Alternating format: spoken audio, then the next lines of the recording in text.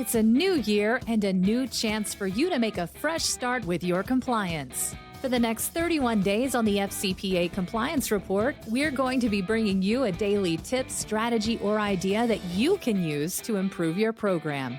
Here's your host, Tom Fox, the Compliance Evangelist. Today, I want to provide you with a list of 20 questions boards of directors should ask about board of director level compliance committees.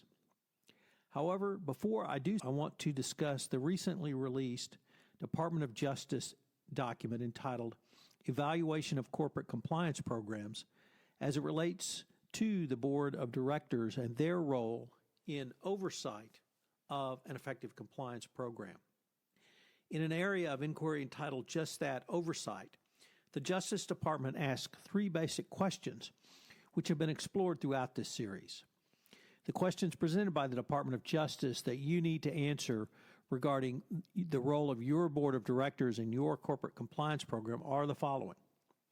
What compliance expertise has been available on the board of directors? And here I talked about the need for a compliance subject matter expert on the board of directors. A board needs to have this subject matter expert available to it. While it is conceivably possible that a chief compliance officer or other outside resource could be made available, I think the better practice, the clear better practice, is to have compliance subject matter expertise at the board of directors.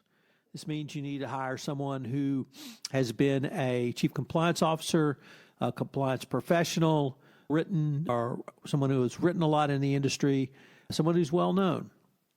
So you need to have compliance expertise at the board.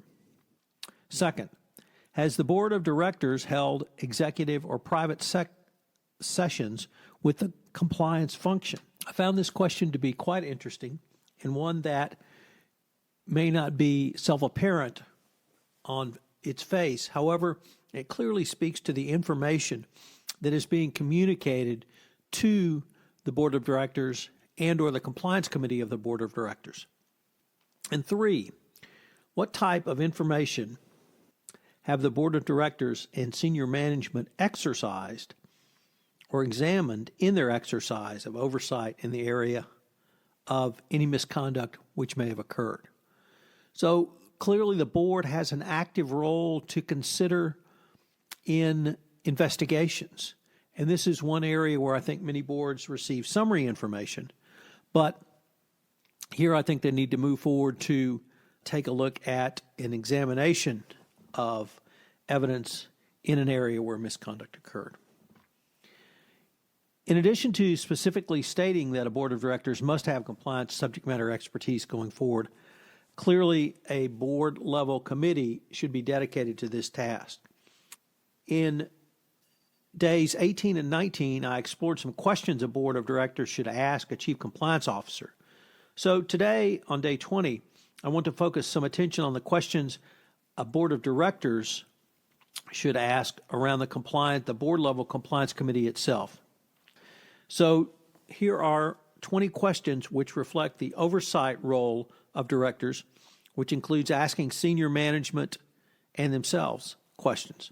These questions are not intended to be an exact checklist, but rather a way to provide insight and stimulate discussions on the topic of compliance. The questions provide directors with a basis for critically assessing the answers they receive and dig deeper as necessary. The questions are broken down into 5 general areas. Part 1, understanding the role and value of the Compliance Committee.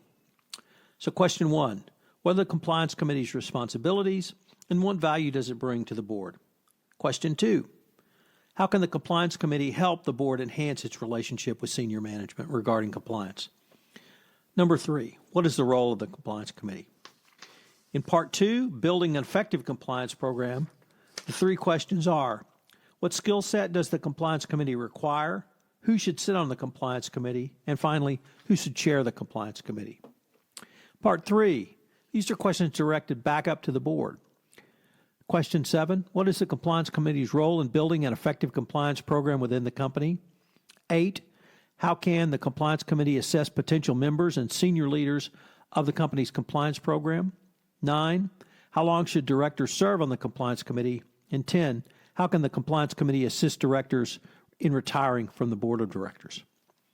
Part 4, enhancing the board's performance effectiveness. So question 11, how can the Compliance Committee assist in director development? 12, how can the Compliance Committee help the board sharpen the board's overall performance focus? 13, what is the Compliance Committee's role in board evaluation and feedback? 14, what should the Compliance Committee do if a director is not performing or not interacting effectively with the other directors? 15, should the Compliance Committee have a role in chairmanship succession?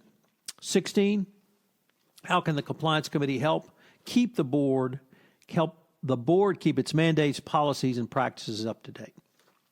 And Part 5, merging the role of compliance committees. Question 17, how can the Compliance Committee enhance the board's relationship with institutional shareholders and other stakeholders? Question 18, what is the Compliance Committee's role in the Chief Compliance Officer's succession? Question 19, what role can the Compliance Committee play in preparing for a crisis such as discovery of a sign of a significant compliance violation? And question 20, how can the Compliance Committee help the board in deciding CCO pay, bonus, and resources to be made available to the compliance function? So those are 20 questions in 5 areas that a board can ask about and of its compliance committee and of itself. I'd like to end with 3 key takeaways. Takeaway number 1, the Department of Justice evaluation of corporate compliance programs requires active board of director engagement around compliance. 2, the Department of Justice evaluation of corporate compliance programs makes clear that board communication on compliance is a two-way street. It is both inbound and outbound. It requires the board to ask questions. It requires the board and compliance committee to receive information back from the chief compliance officer. And question number 3, has the board built an effective board-level compliance committee? I hope you have enjoyed this 1 month to a better board, and I hope you've been able to incorporate some of the strategies and techniques that I've talked about throughout this series. If you'd like any more information on this series, you can contact me I'm Tom Fox. You can contact me at tfoxlaw.com. Thank you for listening to this episode of 31 Days to a More Effective Compliance Program, where we look at the role of the Board of Directors in a best practices compliance program. This production of 31 Days to a More Effective Compliance Program is a special production of the Compliance Podcast Network. I hope you will join me again tomorrow.